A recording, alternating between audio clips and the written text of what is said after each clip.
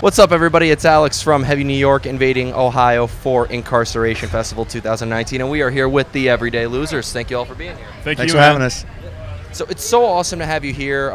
Your latest record I thought was really cool, which I forgot how to pronounce. Mono No Aware. Mono No Aware. Yeah. Yep.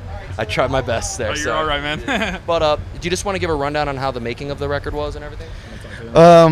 That album was, we all had the songs written about last year.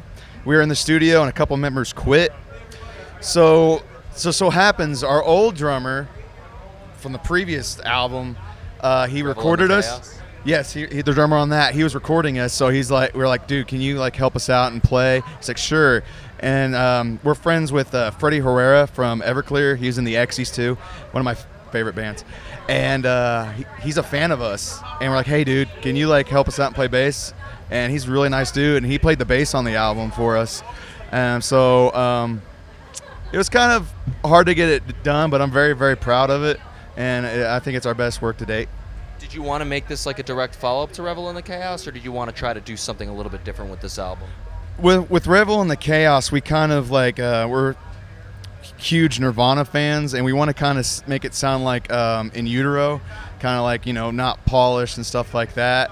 So we already did that, and then we're like, well, let's make this one a little heavier and just really concentrate on hooks and guitar riffs. I really like a good guitar riff, and I wanted something to get crowd bouncing when we play it live, because we love playing live. So when you're playing live, do you try to execute the material maybe exactly how people are going to hear it on the album, or do you try to make the live presence a little bit different of an experience for your listeners? We make it a little bit different. It's a little bit heavier in terms of like some of the older material. We kind of give it a little bit of balls. We kind of kick it up a little bit, with the tempo, kind of get the nerves from the crowd working. I don't know. What's the question? I don't know. I scream a lot more live, but from the older material, we used to play in it like the standard tuning, and then we were like, well, let's drop it down and get a kind of a lower, meatier tone. So we play everything half step now, and it kind of fits my voice better. So I think it's just sounds better like live, and it just translates better. Yeah, so. and the drums get a little bit more complicated too. Throw in those extra fills, maybe a blast beat here and there. Yeah. Now, what I find interesting is playing a festival. I'd imagine, me working press at a festival is very different than like just working press at like a regular show. For you guys, is playing a festival like Inkcarceration like a completely different vibe or experience than playing like a regular show? Oh yeah, for sure.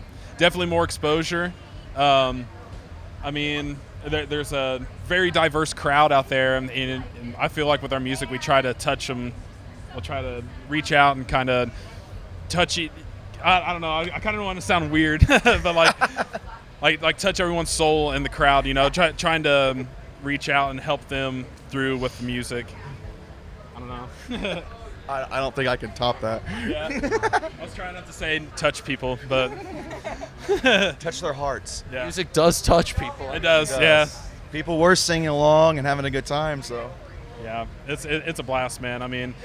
Especially like seeing people get into a mosh pit. That's really, really cool. It's awesome that you can invoke those kind of feelings from people. You invoke so much rage. That's right. Yeah. I'm proud of it. Oh yeah. You got to let it out somehow and don't want to hold it in. Exactly. Yeah, man. Exactly. Now, going back to the songwriting process, is there ever something that does have to come first? Is there like kind of like an underlying armature that applies to all of your songs, or does each song call for a new approach? Basically, it just comes. I write the music first, and if I come up with something catchy and stuff like that, I'm like, okay, let's see if we can get this into a song, and then we kind of concentrate on melodies, and then me and Tyler write a lot of the lyrics together. We bounce ideas off each other and stuff like that. So if I have a song that I don't think sucks, then we go with it, then we show it to Colin, and he comes with some drums, and that's pretty much it. It's a really big collaboration. We all kind of have our hands in different pots. Like Tyler, he plays drums a little bit, so he'll kind of, help me out with different accents and stuff like that. And then like I can play guitar a little bit, so I kind of think of kind of cool ideas, like little background noises and stuff like that. I don't know, and just kind of helping each other out with making words fit and stuff like that. So I don't know, we kind of have our hands all in one pot. So yeah. So before we go, I'd like to thank you guys so much for your time today. Is there just anything else that you would like to promote for the new album, in terms of shows or tours or anything else? Right now, we just kind of like, we're like, okay, let's get to Inkcarceration. This is big, this is huge, kind of nervous, and then it's finally here. My nerves are a little bit better, but right now we're just kind of like writing new material, and we're still promoting Mono Aware because it just came out this year. We have a new video coming out for Melancholia. But besides that, We're willing to go anywhere and everywhere, and we're ready to dominate, man. That's what we're about. Well, thank you guys so much. Everybody, we are here with the Everyday Losers Inkcarceration Festival 2019. This is Alex from Heaven, New York, and we'll see you next time.